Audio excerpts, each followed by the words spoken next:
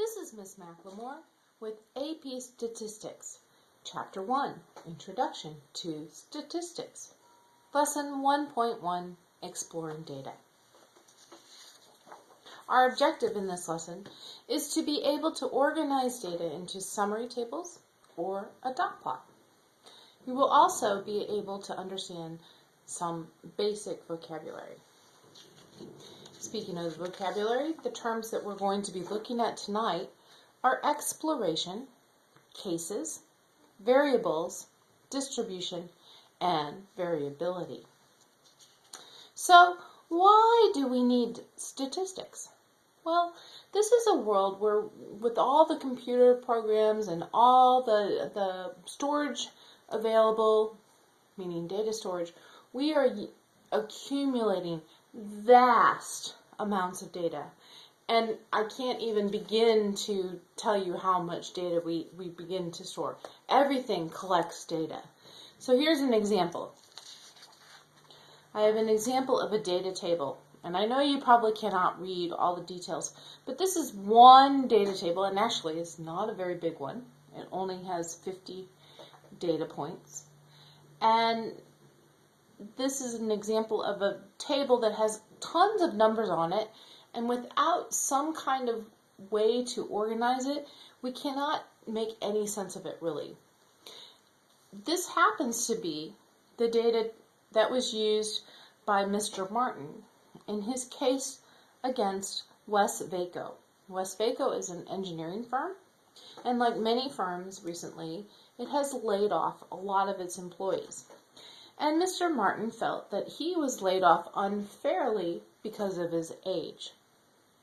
Now, to make a case for that, he has to be able to take this data, or someone has to, and show that there was actually more people laid off that were older in his case than younger. So let's look at how he would do this. Okay? Let's first talk about the data itself. We are going to do a data exploration, which means we're going to examine the data to find patterns. When we're doing that, we're going to talk about cases.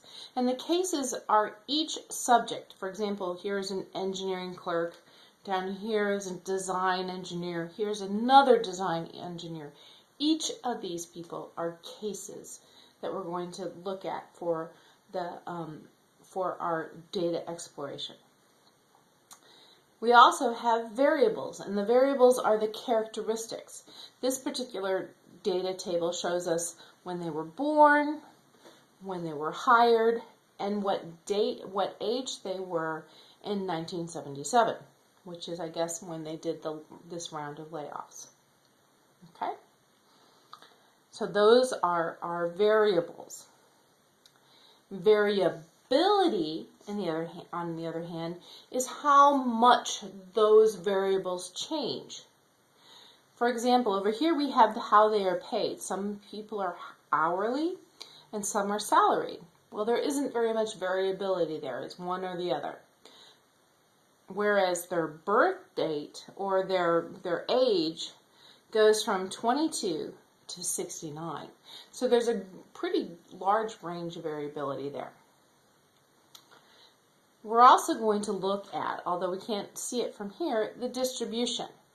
The distribution shows you how there is maybe more older people or fewer older people or something like that. And a good way to look at distribution is by doing a dot plot. Here's several dot plots, but let's look at the top one here. This is a dot plot of just the ages of the workers at Westvaco. And you can see, okay, it tells you they range from 22 to 70. You can kind of see that there's more people in the, maybe 45 to 65 range than in the 20 to 45 range. You do that. But this really doesn't tell us anything for the case that Mr. Martin was making, that people that were laid off tend to be older. In fact, if you look at this, you would think, well, of course they tend to be older because the worker at West Vaco tends to be older. So let's look at something else. When we look, so instead of just looking at one dot plot, we're going to look at a comparison of dot plots. Here we have, down lower, I have the age of the laid off workers and the ages of the retained, or the ones that are still there. Okay? And if you look at this, you can notice that, okay, there was quite a range, quite a variability, but the bulk of the people that were laid off are between 45 and 70 years old. Now, if you look at the people that are still working there, there isn't quite that big group or cluster of data up in this range. There's still somewhat, but not nearly as much. So this would be a way that Mr. Martin could defend his case that there was some age discrimination going on, because it looks like the people that were laid off were older than the ones that weren't. Another way of showing data is a summary table. This is a table where we just count up the different cases and with the different characteristics. So for example, I'm looking at the people that were under 50, and this is just salary people in this case, that were laid off, the people that were under 50 that were retained, and that total, so that 6 plus 7 equals 16. Same thing with those over 50. 12 were laid off, 8 were retained, and that was a total of 20. And then I can total it also going this way. Either way, my totals here should tie to 36. Okay. So, looking at this, I can compare proportions. The first proportion I'm going to look at comparing is the salaried workers under 50 who were laid off. So I'm going to look at the salaried workers that were under 50 years old that were laid off. There were 6 of them versus the ones that were retained. So that fraction is 6 over 10, which would be, of course, 0.6 or 60%. The salary workers that were over 50 who were laid off, there were 12 laid off,